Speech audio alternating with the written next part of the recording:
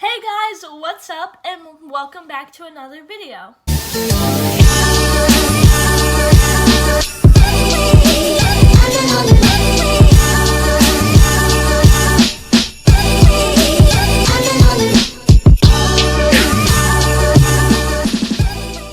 in today's video, before I even say what is going to be happening, I have a special guest, my friend Ava. Hi. This is Ava, and if you didn't know, we are both dancers, which ties in today's video.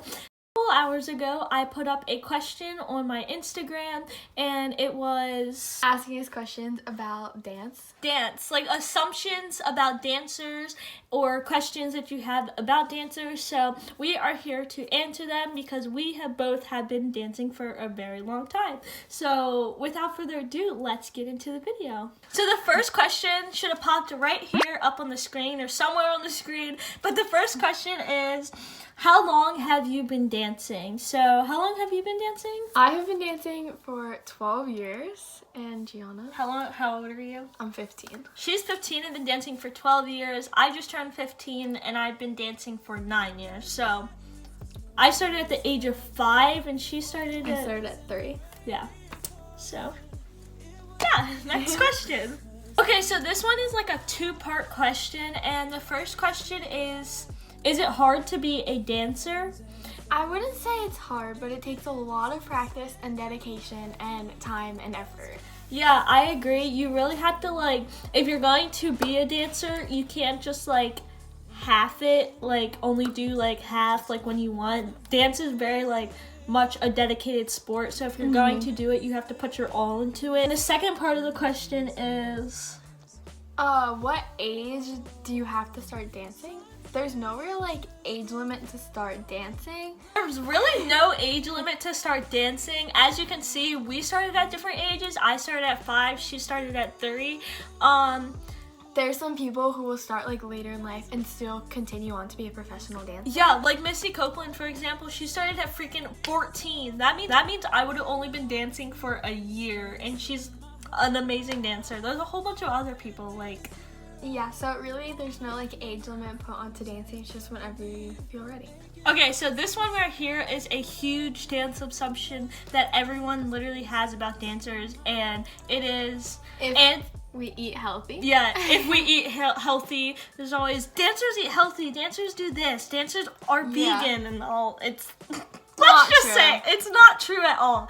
Dancers actually... all the time. Dancers eat food 24/7 because we need fuel for our bodies. Dance is so hard on your body that if you don't eat, you're not going to make it through the 2-minute dance you're doing. So... Exactly. I'll eat 4 or 5 meals a day with snacks when we're dancing for over 4 hours some days. Yeah, and this also ties into the question that people always assume that dancers are always skinny and have to be lean, and literally, yes, it might seem like that, but the only reason most dancers are skinny like that is because we work so much that our body just you know what, going through it. Yeah, you really don't have to be skinny to be a dancer. You can be any size and be an amazing dancer.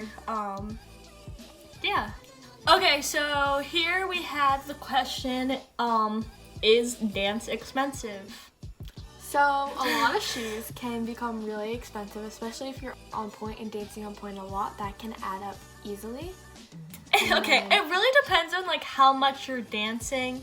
So if you decide that you want to be really serious in dance and you start to do more and more classes, your classes are obviously going to add up and build on each other. So it's going to be a lot of money. Plus, on top of that, you're paying for costumes. Competition. You're paying for competition. There's a whole lot of fees that come with it. Yeah, you're that paying I feel for a lot of people don't know about. Yeah, you're paying for the hotel if you're going to stay at competitions. You're paying for everything.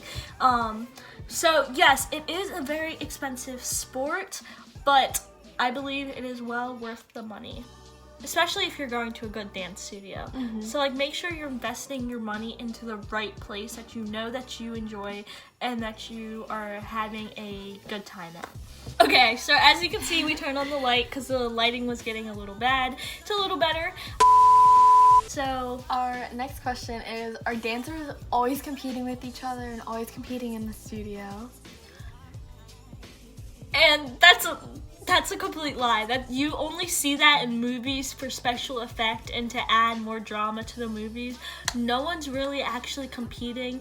All dancers, they dance for themselves, and if you are competing and being cocky, then Yeah, of course there's always good some luck. like little bit of rivalry, especially if you're trying to get a special part or something. Yeah. But I know everybody I dance with is my family, and like I couldn't do that to any of them. Yeah, literally most dancers, if you meet most dancers, they will say that their best friends are from dance. It's no one, like, for example, you don't go and like sabotage like their special part if you don't get the part that you want. No one does you that. You just see that in movies. Okay, so this next question is also a big assumptions about dancers, and it is, do guys dance? Yes, they dance.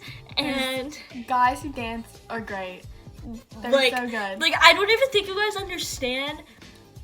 It might, if it's not equivalent to football, then it's like bigger than football, because one, they're lifting us above our heads, or they're doing something crazy that requires a lot of strength. Yeah. Like, okay, also football players literally take ballet to strengthen themselves for football. So if ballet isn't hard, then Yeah. let's just say guys can dance. That answers the question if guys can dance. Yes, they can do any genre of dance. This also ties within the question is, are guys that dance gay? And No. Some, But not all. Yeah, some, but not all. Just because you're doing something that's considered a girly sport. First of all, it's not even a girly sport. Does not indicate your sexuality. Like, that's the dumbest thing I've ever heard. I hate when people say that. Yeah, misassumption. It's terrible. So, moving on from that, just know that guys that dance aren't always gay. And if they are, who cares? So, yeah.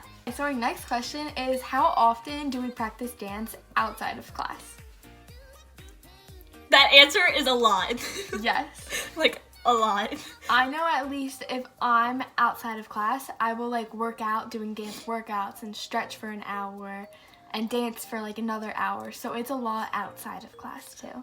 Also, it's not even like always like working out. Like, sometimes you learn a new dance and you have to go home and practice it. Because if you don't and you come the next week and don't know it, you're in trouble. And that's your fault. So you really have to practice outside of dance, not just in the studio, because otherwise you will never improve. Or if you like miss a class, at least for us, it is our responsibility to learn that material outside of class to be prepared for next week.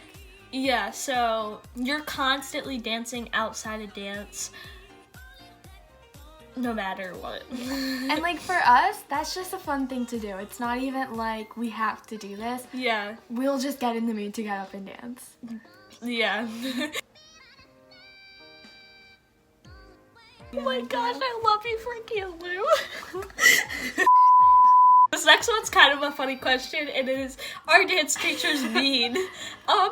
We've had some that are. I'm not gonna lie, there are a number that are mean, but a lot of them are just strict to help you. Yeah, a lot of the time when you see a mean dance teacher, they're not actually trying to be mean. They're literally just trying to help you and improve because prepare you for like other things. Yeah, because they see potential in you. So it's not like they're like physically like mean, but I know a lot of our dance teachers we have a really strong relationship with and like love them. They're so nice. They're like our like second parents. Yeah. So it's like,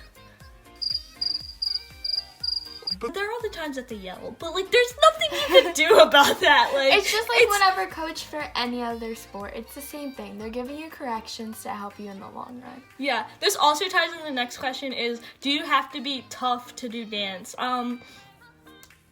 Yes, yeah, you have to be able to take criticism, and sometimes it is really hard, but it's helping you. Yeah, because if you don't take the criticism, you're going nowhere. I'm sorry to tell you, but, like, you have to be strong about it, and you can't, like, be sad when the teacher tells you and let it affect you. Yeah. And take it personally, because it's never personally. Yeah. So, yeah. Oh, you better take that out. Okay, so this next question is like, this is more of like a, I'm guessing someone that doesn't really know much about dance and wants to start out asked this, but this question is literally like, what are the different styles of dance? And there's like There's a many. lot. But like the main that everyone knows is like a jazz, lyrical, contemporary, hip-hop, ballet, of course. there's tap. Those are like the main. But then within like all those categories, there's more dances. You can have like a sassy jazz dance, a hip-hop jazz dance, a jazzy contemporary. Yeah. It's crazy. It's really, you can really go out and find a style that's tailored for you. Or there's even tumbling. Like, I freaking do tumbling dance. And who knew that could even be a thing? But it is. And it's so cool because you can really choose what you like to do. And with that, my favorite style of dance is either contemporary or ballet, but I love performing jazz. Like, I love being sassy, but if I had to choose, it'd be contemporary or ballet. My favorite is also contemporary, but I do really love sassy jazz. It's so much fun to get into. And even hip-hop, I love performing it. It's one of my favorites. Yes. Okay, well, that was the last question. Thank you for watching. Yeah, I hope you guys enjoyed. I hope you guys answered some questions. I hope we answered some questions for you. So yeah, I will see you guys in my next video, and bye. Love you guys.